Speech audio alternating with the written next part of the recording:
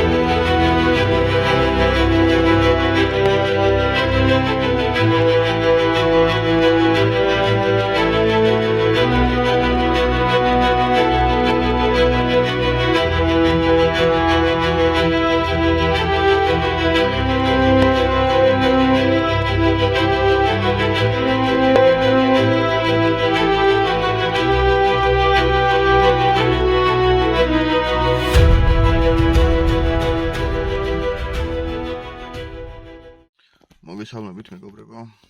გამოვედით სანადიროდ. ხო და ახლა ველოდები ბიჭებს ტბებზე უნდა შევიდეთ ჯერ პირველ რიგში. ნახავთ ტბებს შეიძლება იხვიჭდეს და მე ვაპირებთ რომ გავაგრძელოთ კედანზე ნადირობაც.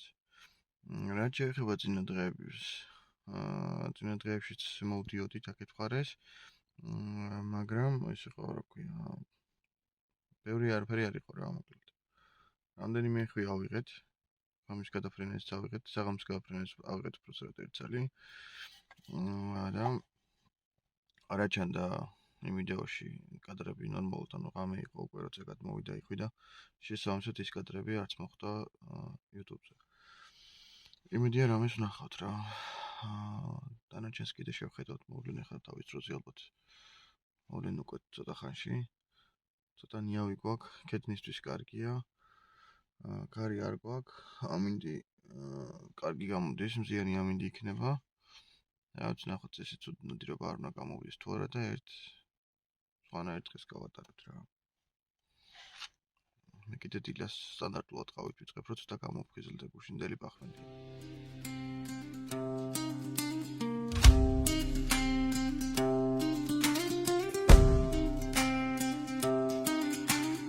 ეს გადადგავით ხოხობი ალისფერი აფრინდება რა კარგია აფრენასთან როცა თოფიც გავარდება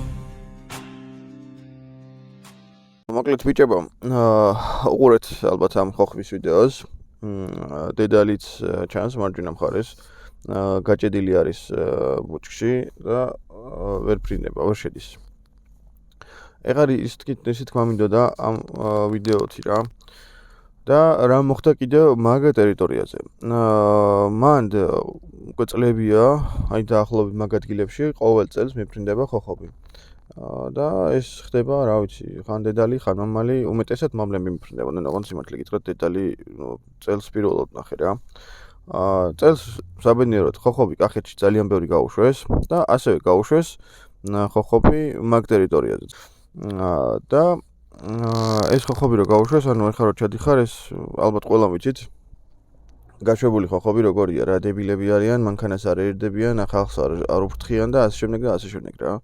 და პირველად ეს ხოხობს ვიდეო რო გადავიღე, ეს ვქენი რა ქვია, ბოლო ნაწილი მოვაჭერი, რომ არ მინდოდა რომ ეს გზა და ეს ყველაფერი გამოჩენილიყო რა, არ გამختارიყო ესე ცნობადი ეს ადგილი, სადაც იყო ეს ხოხობი რა.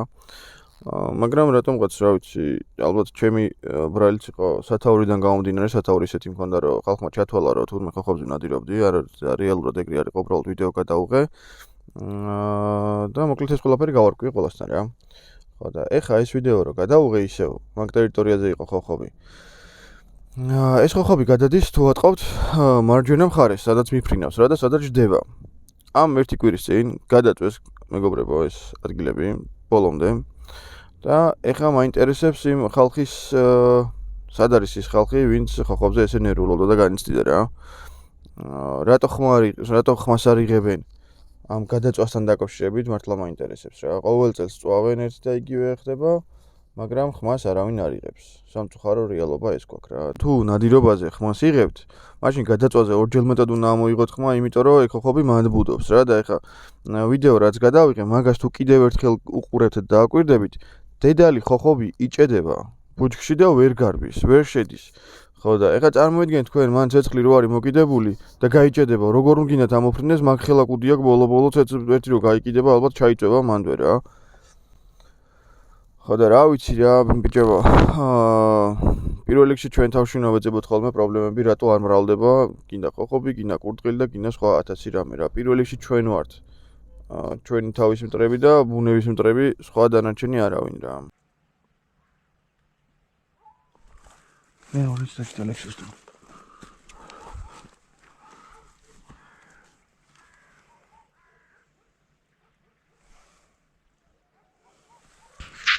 აგი აიშალენ, მოდიან კიდე.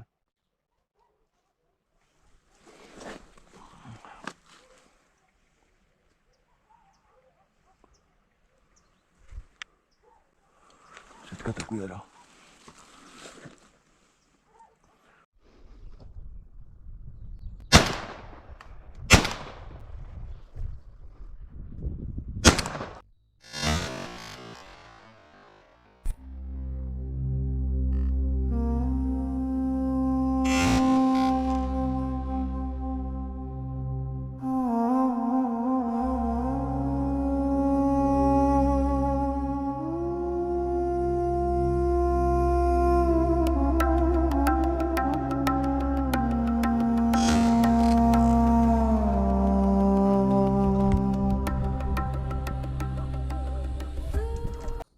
ეხლა რაც შეეხება უკვე ქედნის ვიდეოს.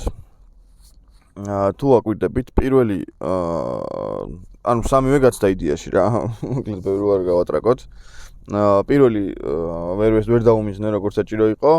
მეორეს და მესამეს ვუმიზნებ. ანუ მესამეს იმდენად კარგად ვუმიზნებ, რომ ჩემთაში დარწმუნებული ვარ, რომ ეს ქედანი უნდა ჩამოვარდნილიყო და მე ასაღებად უნდა გავქცეულიყავი. მაგრამ რა მოხდა ეხლა?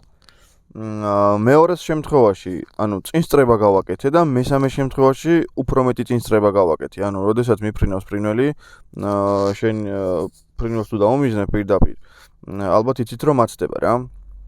ამიტომ უნდა გავაკეთო წინსწრება. დაუშვათ თუ არის ქედანი, ქედნის შემთხვევაში დაახლოებით 1-3 ქედნით წინ ვუჭერ ხოლმე თოობს მიზანს, გადავასწრებ ხოლმე მიზნით და მერე ვესვრი.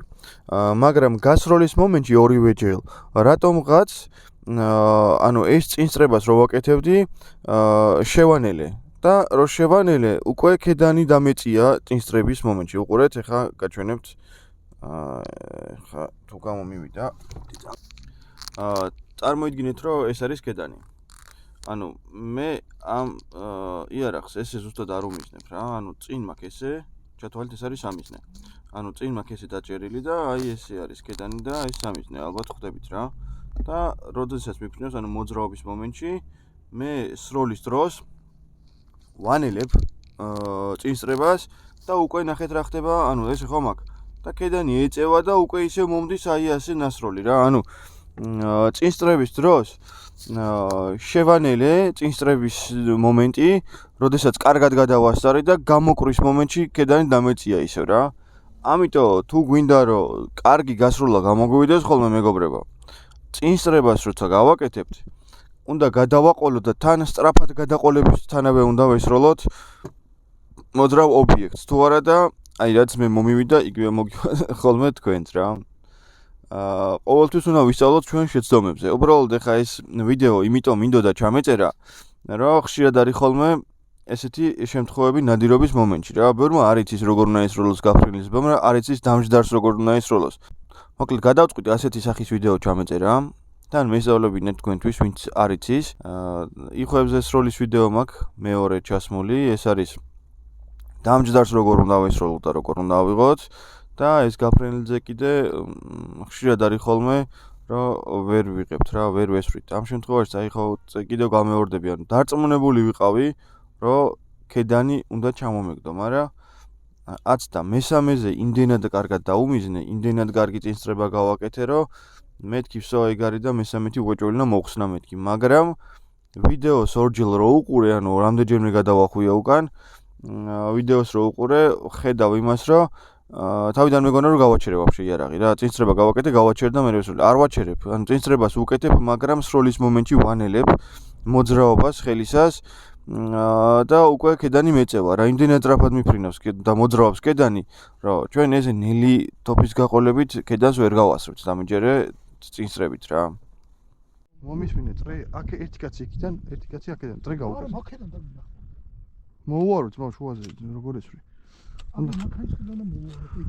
მაგაში გავუკეთე. მე ლაი მოვა. ვინ თავია?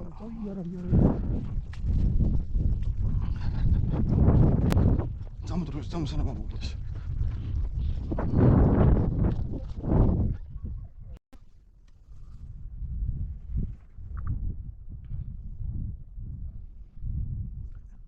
ლექსო იმას დაუძახი აქეთ გამოვიდეს. ძალიან ისხლე თავს და მაკეთ ნუ ისვრის.